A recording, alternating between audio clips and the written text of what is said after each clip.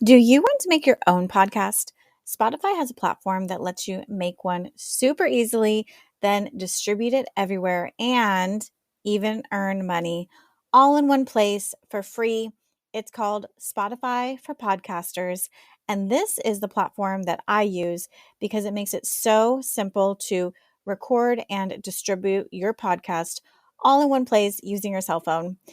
What you need to do is download the Spotify for Podcasters app or go to www.spotify.com/podcasters to get started. Hello, my name is Catherine Moore, social worker, mom, coffee lover, and founder of Social Workers Rise, where we inspire social workers to connect, expand their knowledge, and change more lives than they ever thought possible. I'm so excited you found my podcast. We will talk everything social work on every level from micro to macro. We will hear the stories of social workers who are doing big things, learn new skills, and most importantly, give you actionable steps to make a difference today. Let's go.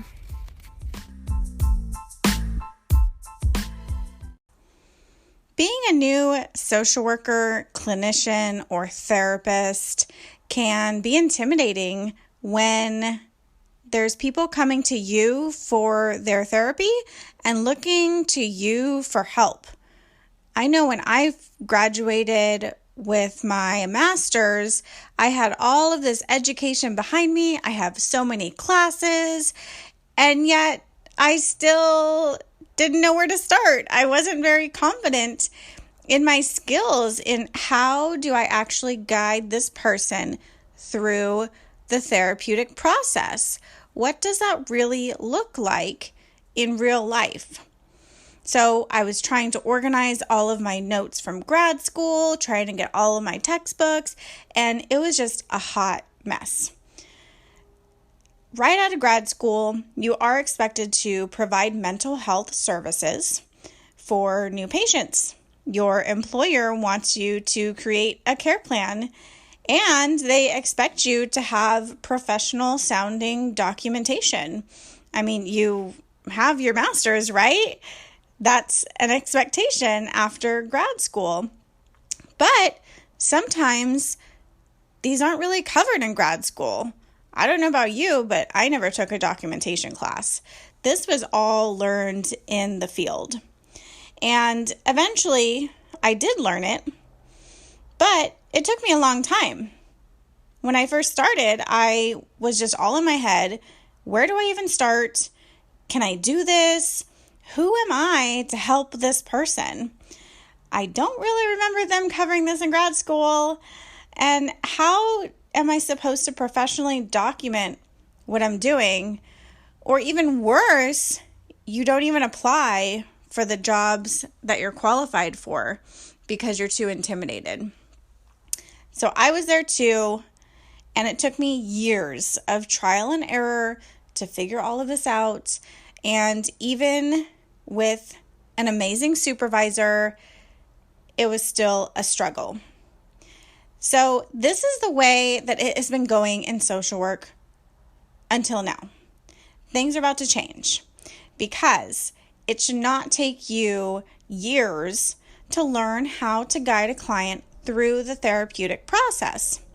So this is why I teamed up with my colleague Leslie. So we have taken what we have learned and condensed it into 6 hours for you. We cover all of the things that may not have been taught in grad school. Maybe you weren't paying attention, or maybe you just need a refresher. It's taken from our perspectives as community mental health and medical social work experts. So in the clinical essentials for future therapists, we cover all of the things that you need to know to take your client from beginning to end through the therapeutic process. We start with how to complete an initial assessment and what do you cover in your initial assessment. We next go into professional documentation. What are you supposed to be including in your notes? And how do you word the interventions that you just used? The therapy modalities and how to find yours. How to use the cognitive model in therapy sessions for maximum impact. Next, we do cover therapeutic skill sets for powerful therapy sessions in case you get stuck or in case you just need to dig a little bit deeper in with your client. And lastly, termination. Terminating with your client in a healthy and efficient way. All of this is covered in our virtual course and coaching hybrid. It's pre-recorded, so you can watch it whenever you can. We know that you are a busy student, busy professional. There's a lot going on, so we pre-recorded it for you so that you can watch it on your own time. And in addition, the best part is that we also include live Zoom calls that you can talk with Leslie and I, ask your questions, and see a role play of the therapy modalities and a role play of the things that are covered in the module so that you don't just know the information, but you have seen the information actually put into progress. It just allows for a more personal and unique experience so that by the end of the course, you feel more confident and you know at least where to start with your client, and you feel like you have the tools that you need to really guide them through an effective therapeutic process. So this is for you if you are a new graduate entering a therapeutic role, if you are a professional who may be new to one-on-one clinical therapeutic settings. Maybe you're pursuing a career change from macro to a clinical setting and you just need a refresher. This is also good for clinicians who are already working one-on-one with clients, but you want to learn other forms of the therapeutic applications. This is also for you if you are a clinician who wants to connect, network, and get more support from other social workers in the field. If this sounds like something that would be helpful for you, see the show notes for the link to register. Registration is open September 20th. I hope to see you there. Hello, hello, hello. Welcome to another episode of Social Workers Rise. This is Catherine here. And today I'm very excited because we are going to be talking about how Christine Kennedy used her multiple passions to overcome burnout. And I feel like this is just one way that we need to be looking at burnout. It's such a multifaceted topic. And I know for me personally, when I first started, I love social work so much. I loved the work that I did. I loved helping people. I heard these talks about burnout and I was like, psh, whatever. That's for other people. That's never going to happen to me. So I'm just wondering, do you feel like you love social work so much that you're never going to get burnt out? Or are you currently feeling less passionate than when you started? Maybe you're feeling tired, or maybe you're even feeling stuck. I get it. I've been there too. And what I want you to know right now, here today, is that you do not need to stay there. You don't need to stay there. Whatever kind of guilt trip you're trying to put on yourself, stop. Stop. It is not helping anybody. So you don't need to stay there. Today, we're going to talk with Christine Kennedy. She's an LMSW, a mom, a school social worker, a private therapist, and a health fanatic. We talk about what burnout actually looks like. We share our own personal stories. Her and I give some details that we haven't shared before to show you, or let you listen, I guess, to what burnout actually looks like and what are the biggest things that you can do to prevent and overcome burnout. So she shares her personal story about how starting building her physical strength actually helped to improve her mental strength. And lastly, she's going to give you some personal tips, especially for new social workers, to not lose your passion for the career that you've worked so hard for. So, without further ado, let's get started.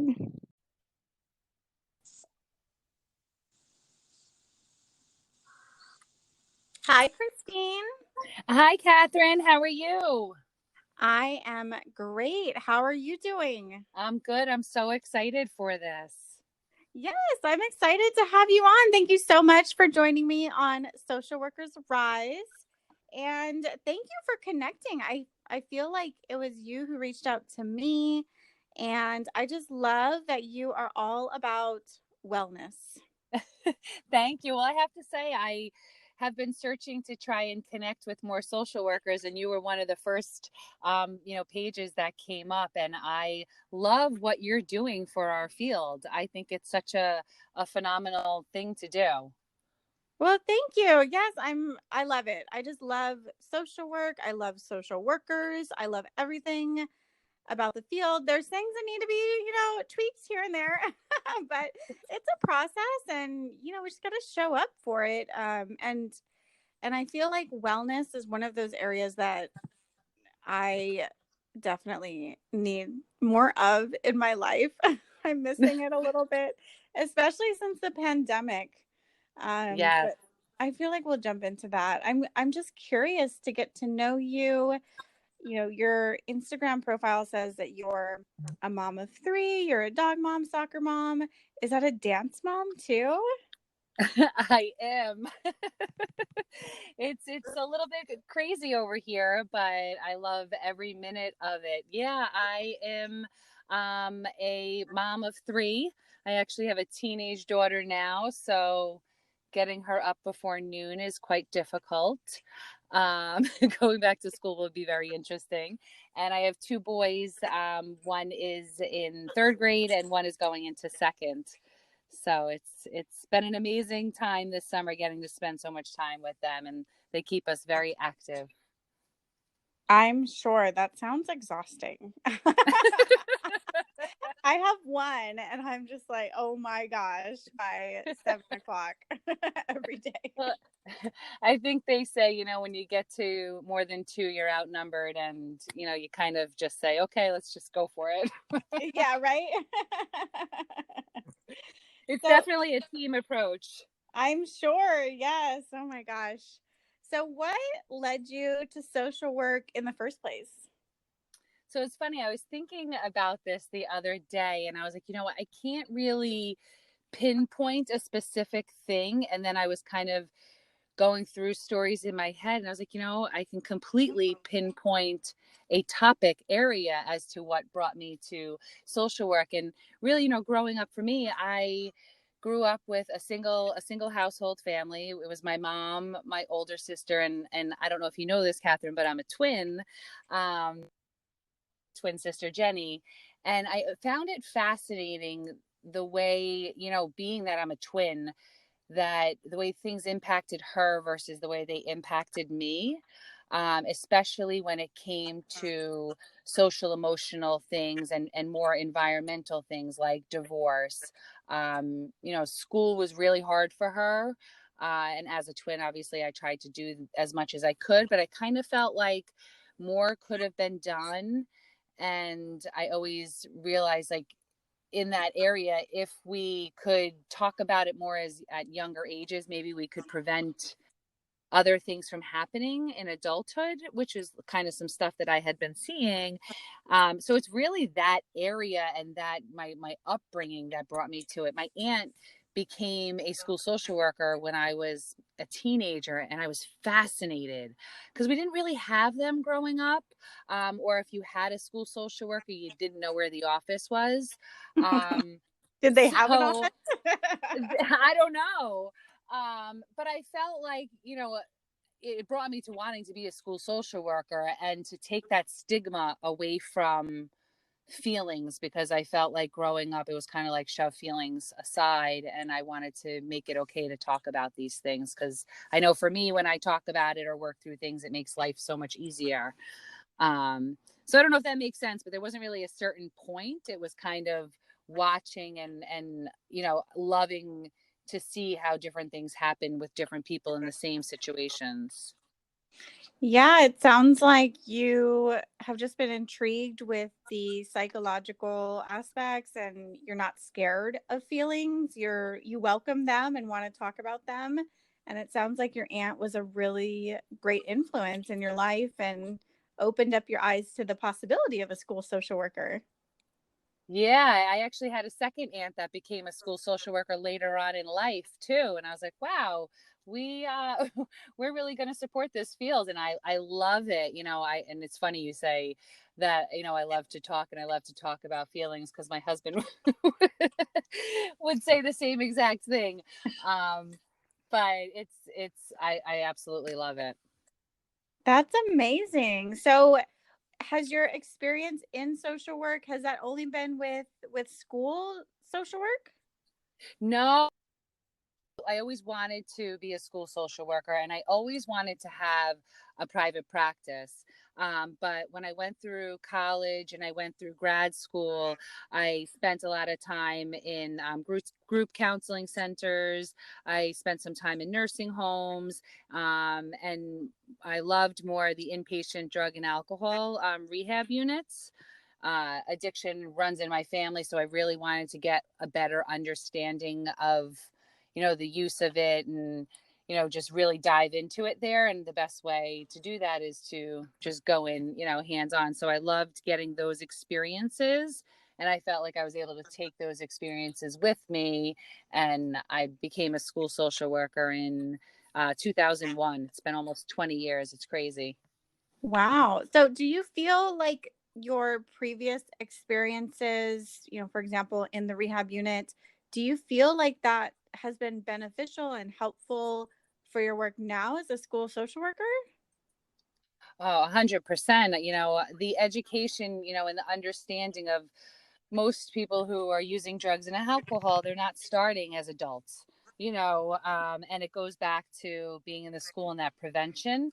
I'm a huge advocate of prevention. I think health and wellness is an all around thing, not just a physical thing. And I think that it just I just lost my train of thought. I'm sorry. No, that's okay. So health and wellness is not just a spiritual thing or not just a Yeah, physical no. thing. It's a spiritual. Right. It's not just the physical thing and being in the schools, but being able to talk about it and be open about, the prevention and the education, and talk about different ways, to do things so that we don't go to that numbing out. Having that experience in that inpatient unit was a game changer for me. And I've been able to use it. I was able to 5 years ago open up my own private practice on top of being a school social worker. And now I use all of my experiences over the past 20 years to help make that thrive. Wow. Wow, that's a lot. That's amazing. That is completely fascinating to me. I love that.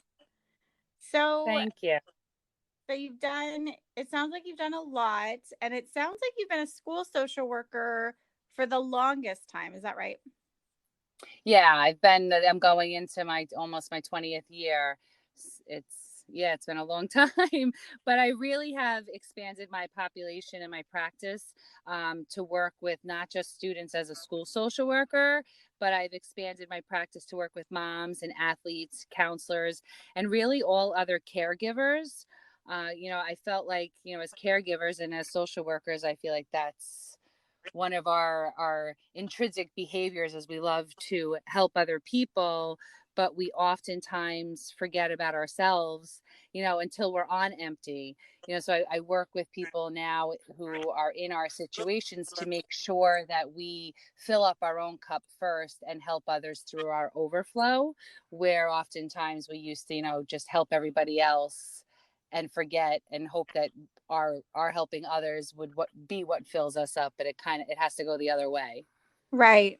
Right. Yeah, that makes sense. And I feel, you're talking about burnout. I feel like it's so important to recognize the signs. I know for me personally, they talked about burnout in my grad school. They're like, don't get burnt out. Don't let that happen to you. But I didn't even really know what it was. I remember distinctly one day thinking to myself, that is never going to happen to me because I love social work and I love helping people. So it's just never going to happen to me. And I would, you know, brush it off. And until one day I was done. I was ugly crying, washing the dishes.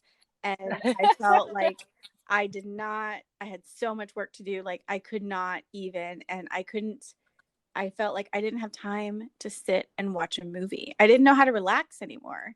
So, how, for you and you seeing all of these people and the caregivers and these helping people, what does it look like? Like, how does someone know that they're burnt out? What are the signs and symptoms? I was thinking about this, and I felt the exact same way as you were just describing. I'm never going to get burnt out. I have such a passion for helping others that there's no way that this will occur, until that day happened, and it was 5 years ago. And I remember, because I said I have to do something. And it really started all from, the personal journey of getting stuck. And it was my middle guy's third birthday, that I was like, I can't do this anymore. I have to make a switch. And it was, you ever see like those pictures where you see, a person spinning all of these plates? Well, the reality of it is, we can't have all these plates spinning at the same time. Something has to give a little bit. And I found that I was giving myself to too many plates, and I left my plate unattended, and it just kind of broke, and that was it. And you have to find a way to figure out to move forward from that. And for me, being stuck felt like it really started to impact my home life. Mhm. And when that happened, and then it was impacting me even more, I was like, the only way that we're going to stop this is if I start with myself again. So we oftentimes think we have to start at the end, and usually we have to start at the beginning, and that's starting with ourselves. So I reached out to a friend, and I asked her for help. And we started a small group for like-minded people, and we set goals for each other each month, and we work towards them, and we lead by example, and we lean in when we need to. But for me, I think support and community are two of the biggest things to prevent burnout. Um, I've played soccer for 35 years now, and I absolutely love the team aspect of things. I don't know many social workers that don't like being around other people. We really enjoy that camaraderie, and when we can find each other and lift each other up, it really helps prevent that burnout. Yes, yes, I agree. And one of my I don't want to say beef, but one of my beefs with social work, or, the little things that need to be tweaked, and something that has rubbed me the wrong way ever since I heard it, was the phrase or the saying that social workers are superheroes. What is your Mhm. superpower? And I feel like that narrative puts so much pressure on us. I mean, like for me, I don't feel like a superhero. I feel like a normal person who knows a lot about mental health and wellness and about my particular area, but I definitely don't feel like a superhero. And I when I hear that, I think to myself, well, if if my other colleagues and my other social work, you know, cohort, if they can feel like this, why don't I feel like that? And is there something wrong with me that I Mhm. can't, do this or act like this? And I don't know how you feel about that, but that's just been my take on it. No, I think, I focus more on, and I think, we tend to, if we can focus more on those smaller things, when you're saying superpower or superhero, again, it's like you said, it's putting all of that pressure on you to do all for everybody. You're going to fix everything. And the reality is we can't do that. We work on ourselves and we lead by example. And we go from there, but everybody is their own work in progress. And I think when we try and compare ourselves to other people, whether you're a social worker comparing yourself to another social worker, or you're a parent comparing yourself to another parent, like that's when the stuckness happens, if that's even a word. But I find, if we can stay in our own vision, our own journey, our own channels, and work side by side, it's not that anybody's, has more superpowers or super anything over anybody. Together we work. Yes. Yes, I totally, yeah, that makes sense. So, the way you mentioned two things, you said the biggest things that you use to prevent burnout or to overcome burnout was relationships and connection. Is that right? Yes, 100%. Yeah. So, can you, and then also it sounds like too that your playing sports was really helpful for you too. So I'd love to know, exactly what did you do when you realized you're burnt out, how did you overcome that and what did that look like for you?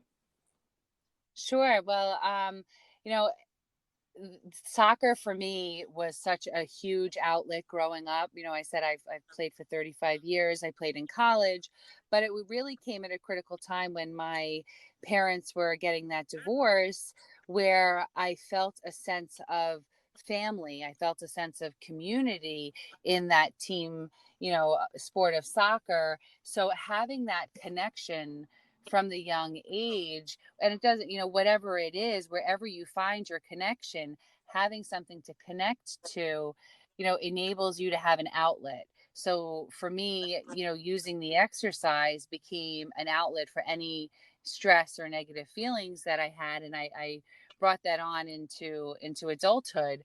When I got stuck and burnt out, which I think, a lot of moms can probably relate to, parenting is the most difficult job in the world. And when I had my third, I physically didn't feel good, which led to me mentally and emotionally not feeling good. And I felt unmotivated for the first time as a social worker. And to me, like you said, like that's never going to happen. So like I said, I leaned into a friend and I reached out, and, we started with one small step at a time. And I worked on my physical first, because I think that, we have to have the physical strength in order to push through the emotional strength. I think there's a balance between each, and I go back and forth at times if I'm going through a roadblock or if there's an emotional struggle. My physical may be impacted a little bit, but my goal since I started my journey is to just decrease the amount of time I spend in the wiggle area. And, like I said, I started with one step at a time, and I took off the 55 pounds, which made me feel better, which made me move more, which brought my emotional state up. And then I was able to start working on some more of my other goals that I wanted to do. So it's those small steps and having that support. I think that we're so oftentimes afraid to lean in and ask for help. When we started talking about technology and, how to even do a podcast. And I reached out to you because I found it fascinating that you were already doing it, and your openness and willingness to share right back with me, was able to lift me up. And I think oftentimes people are afraid, like I said, to do that first lean in. But I have found every single time I have leaned in, the doors have opened in so many different directions. So I just really always encourage everybody to not stay so zoomed in. When we stay so zoomed in, it doesn't do anybody any good. I don't know if that makes sense. It does. Yeah, it does. So basically, to if there's something that you want to do, it sounds like you found somebody to do it, me. And or maybe I don't know, did you know that you wanted to start a podcast before? Cuz I remember us talking that you just were looking to connect with other social workers. So was podcast something on your radar? No, and when we're talking about the zooming in, you said when I was growing up, I thought I wished and I dreamed to have my own private practice, but like I said, that was, four walls and a door and office hours, and if I stayed zoomed in like that, I never would have found the company that I have now, and have had for 5 years. I now have 25 coaches that work with me, and we're working to try and help empower another 1,000 people this year. Like we're setting big goals and working towards it together and leaning in. And each time we do that, again, zooming out makes such a big impact because have you ever seen the analogy, when you go to buy a car and you're like, okay, I think I'm going to get this car, but you've never seen that car on the road anymore before. But as soon as you pick out a car, you see it everywhere. Yes. Yes. It's what we're looking for, we'll find. And when we change, that view, a lot of times there's stuff right in front of us, but and just like social media is here, it enabled us to find each other. Social media can be used to find so many other things. And to answer your question, no, podcasting was not really ever on on my radar, but for me, finding ways to connect with other people is on my radar. Mhm. And when you and I started talking, I realized this is another avenue to connect with other people, and that's what I want to do. So take the leap, and here we are, and it's amazing. Yes, yes, I love it. And I just love that as social workers, we have so many skills that can be used in so many ways and to really think outside the box. You've been a school social worker for so long. You also have a passion for wellness. These skills are transferable because I'm sure that the knowledge and information you use in your wellness work and therapy work translates and is also used working with the kiddos, with the kids. And so, a lot of times going through school, we think, oh, okay, well, I can have this job or this job, and that's it. And once you get there, sometimes it's not exactly what you thought it was going to be. And that's okay. That's okay. You would never know that unless you were there. But there's so many other ways, and especially now with technology, there's so many other avenues to use our skills in a way to help more people. And that's so amazing that you mentioned you had so many coaches under you. Tell me about your work. Like what is that? What's that about? Well, I have to say, I think again, I found, being in a certain place wherever you are, whether it's a school or anything, doing the same thing for 20 years, you end up, hitting different roadblocks and things that you can't control. And when I became a school social worker, the idea of having my own practice or my own business kind of went out the door, because that tunnel vision of was like, oh well, I picked my path. My path is Mhm. I'm a school social worker. Yeah. Well, the truth is, you don't only have to have one path. Yep. We can have more than one, and for me, being able to have my wellness business keeps me inspired and motivated on those days when I'm not feeling that way, as a school social worker, and vice versa. When I'm not, having feeling so great in one area, it benefits from having those other areas, but I never even thought that was an option. So I love that.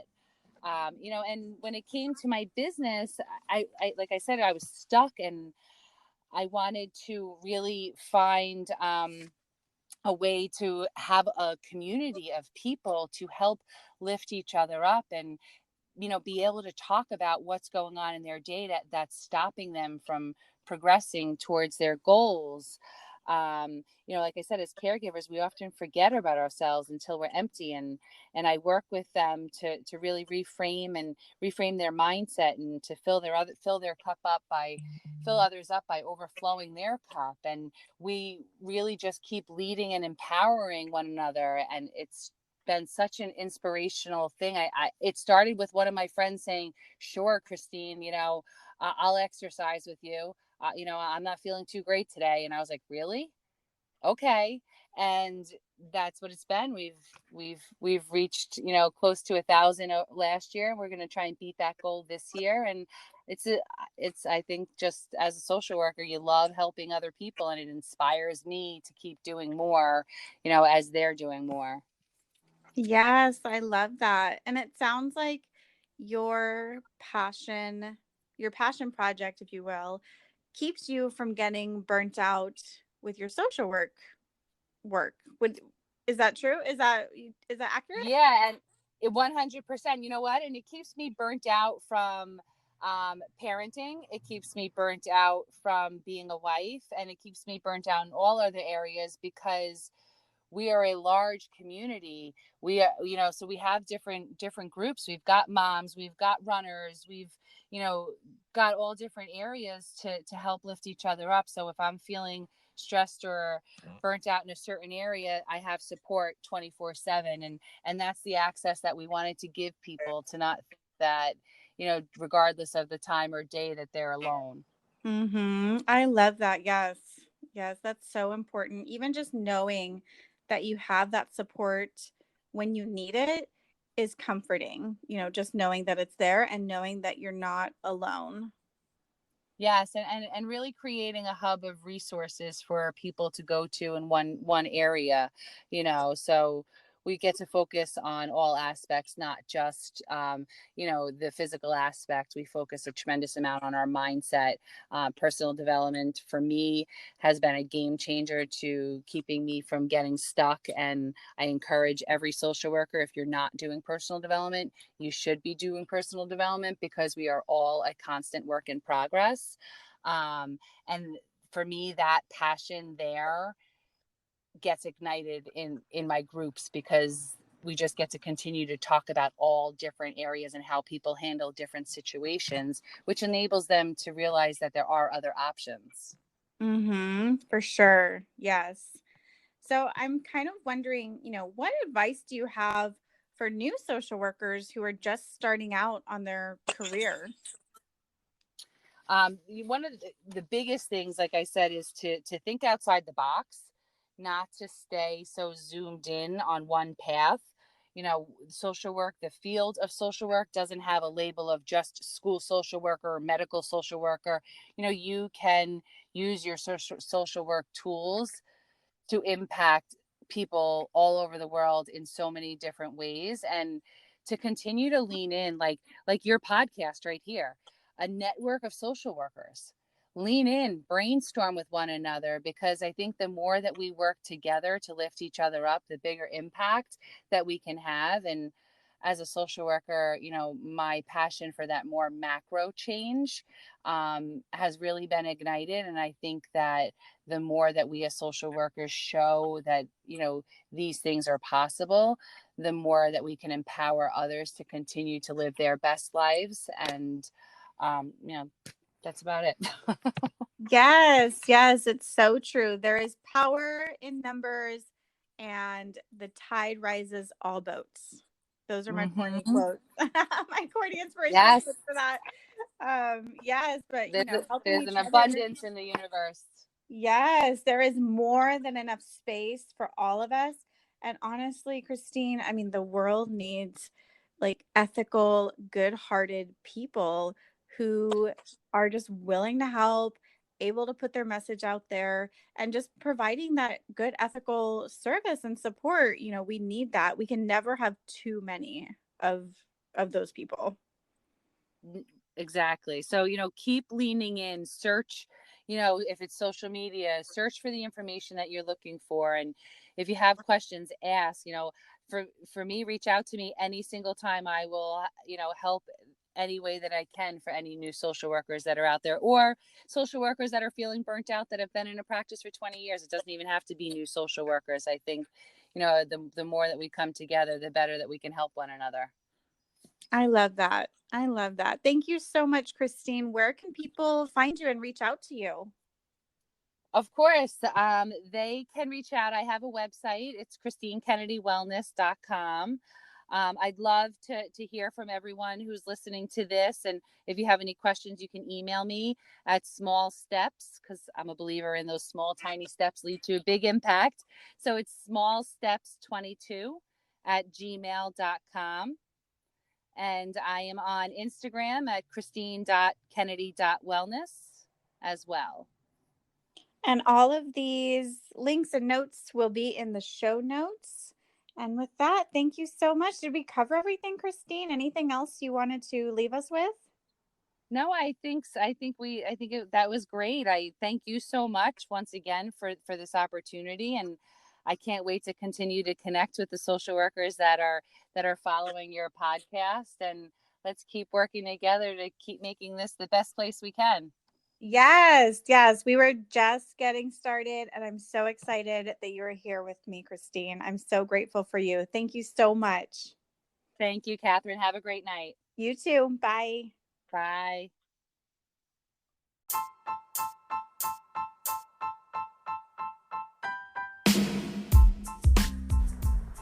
Thank you so much for listening to another episode of Social Workers Rise. If you loved it, write a review and give us 5 stars wherever you listen to your podcast. This just helps other people just like you find us and join our community. Also, I would love to connect with you on Instagram. You can find me at Social Workers Rise. I can't wait to see you next week. Bye.